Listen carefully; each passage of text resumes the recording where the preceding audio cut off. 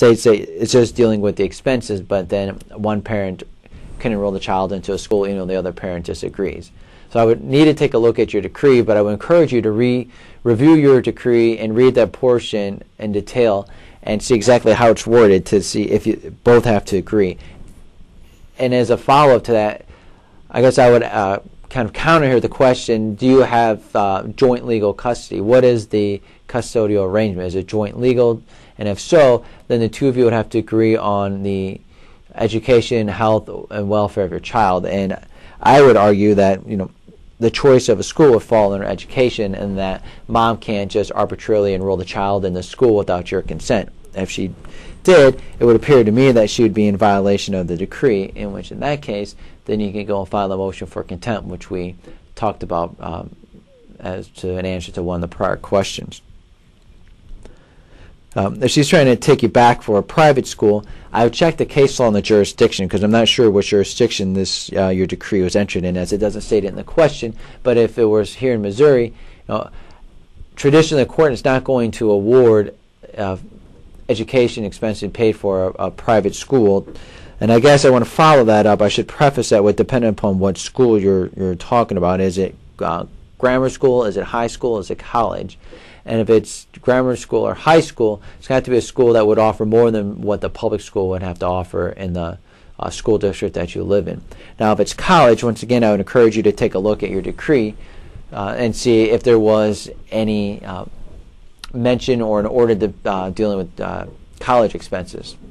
And if it is, sometimes it may be written that you're obligated only to pay half up to what the school would cost if it were a state school. A lot of times here in Missouri, if we're dealing with college expenses, what we'll do is we'll put a provision in there that each parent is responsible for a certain percentage of the college, not to exceed 4 years or eight semesters, and that's not to exceed what the state school is. A lot of times it would be University of Missouri and Columbia. So whatever the school is at the time that the child attends, that's the maximum cost, and you're only liable half of the maximum cost. Now, any type of scholarships, awards, or grants would be deducted from that, and then you would be only liable for half of what the cost is minus the scholarships, awards, or grants.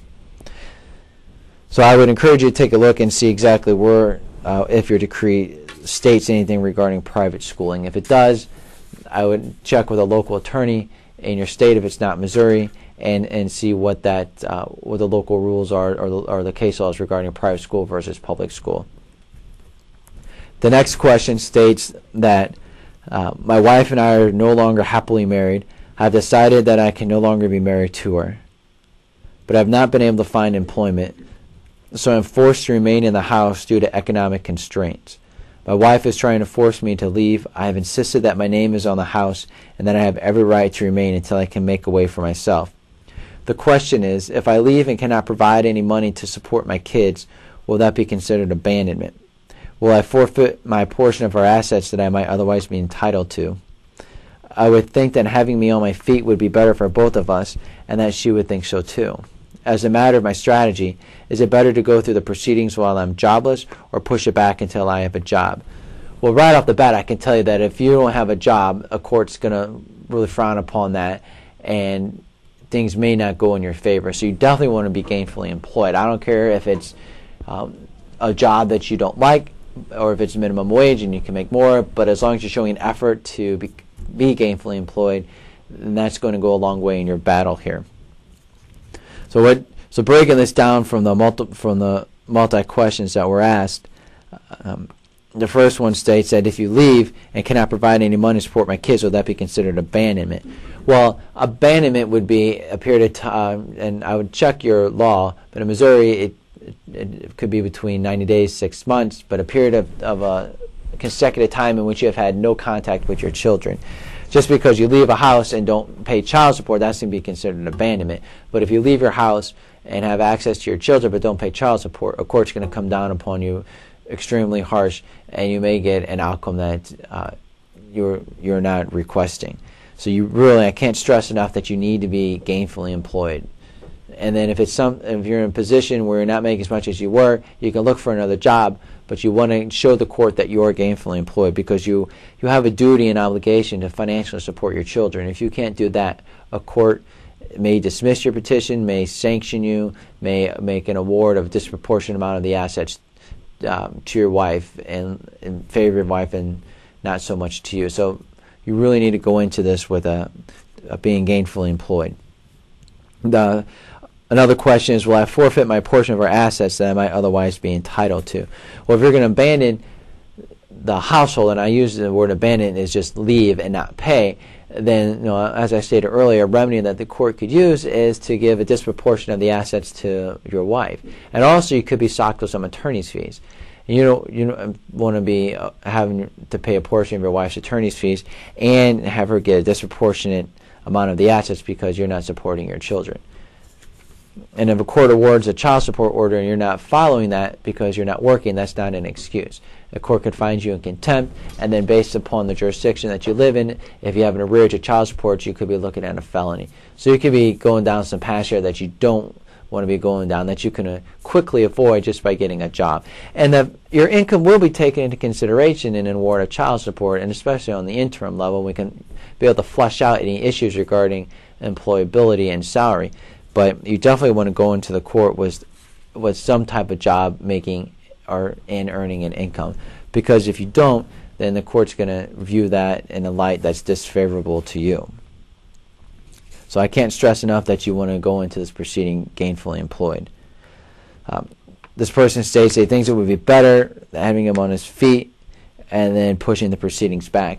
You're not under an obligation to file for divorce. If you and your wife want to just separate and see how that works out, maybe do some counseling without seeking judicial court intervention, that's fine.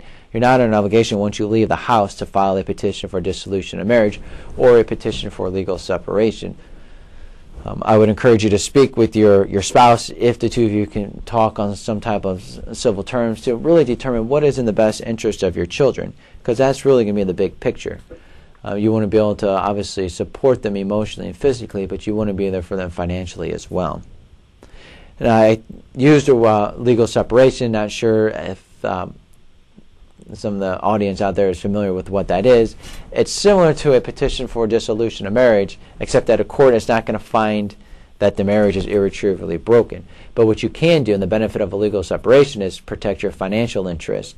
And you can come with a custody arrangement in the interim until either it turns into a decree for dissolution of marriage, or if it just stays as a legal separation. At least this way you're protecting your assets and you're protecting your rights with your children.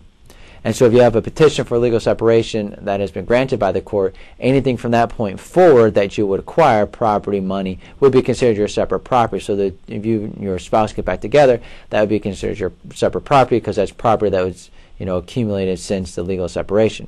However, the caveat to that is that would be the same thing with debt. Debt that you would incur since the legal separation would be considered your separate debt, and if you could get back together, then you'd be responsible for that.